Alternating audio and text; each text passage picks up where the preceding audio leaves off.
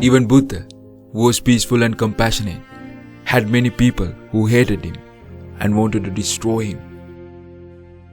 This is a story of jealousy and courage during the time of adversity. During the 20th year of Buddha's enlightenment, he was living in a city called Savatthi.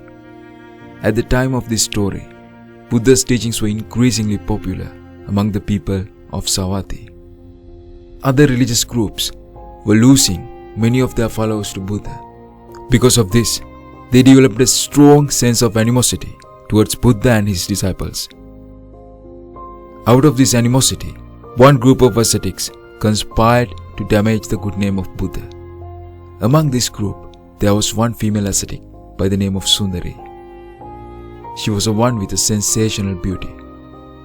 They decided to use Sundari for their conspiracy. So every day, Sundari wandered away towards the Jetavana monastery at the time when people were coming out after evening sermon.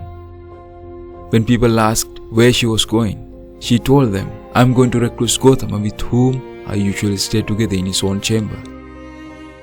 But she dared not to enter the monastery and instead made her way to nearby hermitage of the ascetics. She returned by the same route to the city in the morning where people were going to the monastery. When asked, she told them she had just come out of the chamber of Buddha, with whom she had stayed the night, giving him sexual gratification. After a few days, the ascetics being satisfied with the part played by the Sundari, one day they secretly killed her and hid her body within the boundaries of the monastery. They waited for a couple of days and informed the king that one of their female ascetics was missing, and she was last seen at the Jetavana monastery. They requested king allow them to search the monastery to find her.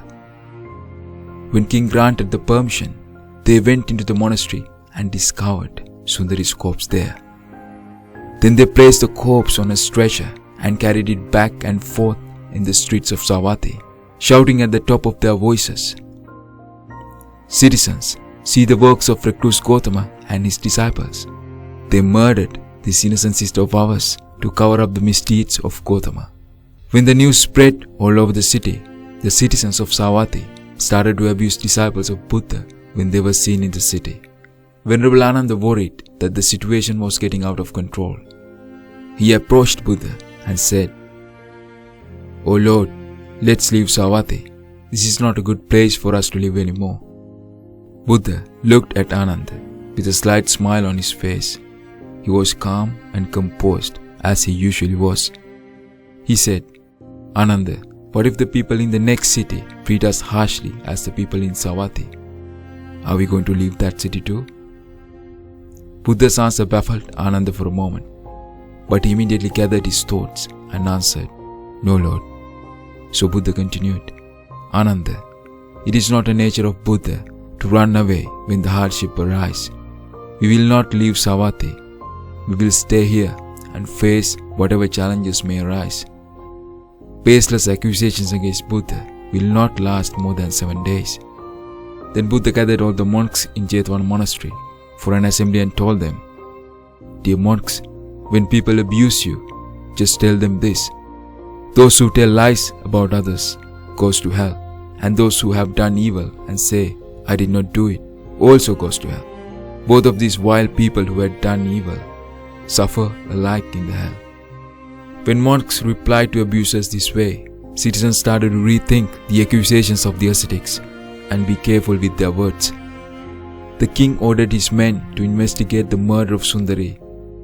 On investigation, they found that Sundari had died at the hands of some drunkards, so they were brought to the king. When questioned, drunkards disclosed that they were hired by the ascetics to kill Sundari. The king then sent for the ascetics, and they were finally confessed their role in the murder of Sundari. The king ordered the ascetics to walk on the streets of the city and confess their guilt to the people. So they walked every city street saying, "We are the ones who killed Sundari. We have falsely accused the disciples of Gotama just to bring disgrace on Gotama. They are innocent only we are guilty of this crime.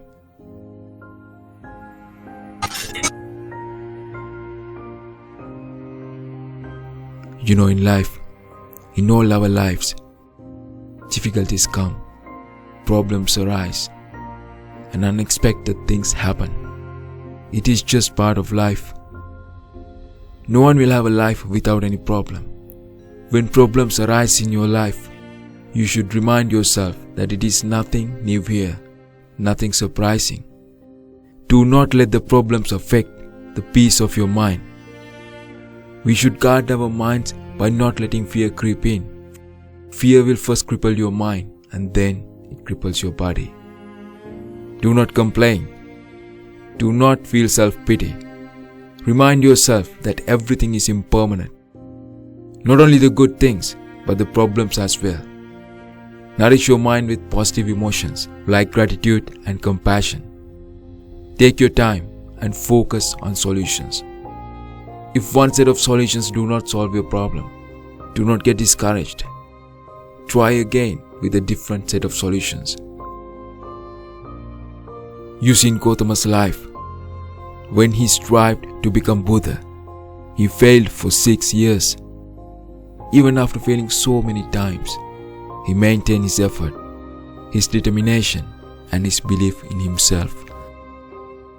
That is why he became the Buddha. That is how anyone can overcome their challenges too. This is Steps of Giant Stories. Thanks for watching.